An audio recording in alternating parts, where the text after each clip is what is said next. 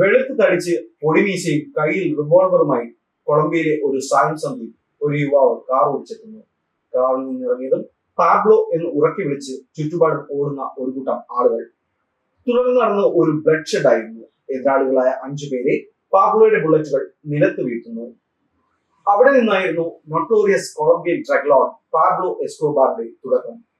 പിൽക്കാലത്ത് ലോകത്തെ ഏറ്റവും വലിയ മയക്കുമരുന്ന് കാർട്ടലിനെ നായകത്വത്തിലേക്ക് എത്തിക്കയറ്റം Pablo Escobar, the dreaded Colombian cocaine trafficker. അദ്ദേഹമായിരുന്നു ഇന്നും എന്നും ലോകത്തെ നമ്പർ 1 ഗാങ്സ്റ്റർ. ലോസ് ഒലിവോസിലെ കൊട്ടാരത്തിൽ ഉറങ്ങുമ്പോഴും തന്റെ ഖ്യാതി ലോകം മുഴുവൻ എത്തി എന്ന ഭയം പാബ്ലോ എസ്കോബാറിനെ വേട്ടയാടിയിരുന്നു. വേൾഡ് റിച്ചസ്റ്റ് ഗാങ്സ്റ്റർ എവർ എന്ന ഖ്യാതിയും ഇപ്പോഴും പാബ്ലോ എസ്കോബാറിന് തന്നെ. നാർക്കോ ടെററിസ്റ്റ് എന്ന പേരിലായിരുന്നു പാബ്ലോ എസ്കോബാർ അക്കാലത്ത് അറിയപ്പെട്ടിരുന്നത്.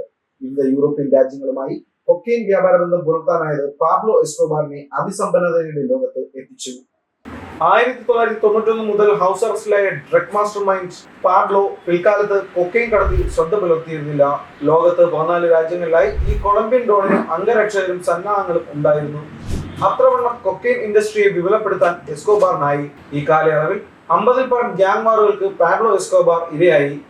ഇതിനൊക്കെ തണുപ്പിച്ച ബിയറും ബീഫ് സ്റ്റിക്കും പിന്നെ ചുരുട്ടുമായി ഒരു പരിഹാസ ചിരിയുമായാണ് പാബ്ലോ എസ്കോബാർ സധൈര്യം നേരിട്ടത്.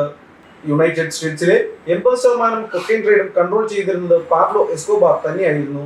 ഒടുവിൽ കൊളംബിയൻ പോലീസിന്റെ വെടിയേറ്റ് അതിദാരുണമായി കൊല്ലപ്പെടുമ്പോഴും ക്രൈം ബോസ് പാബ്ലോ ഇങ്ങനെ പറഞ്ഞു: ഞാൻ ഭീരുവായല്ല മടങ്ങിപ്പോകുന്നത്, നിങ്ങൾ ഇനിയും എന്റെ പാത പിന്തുടരും.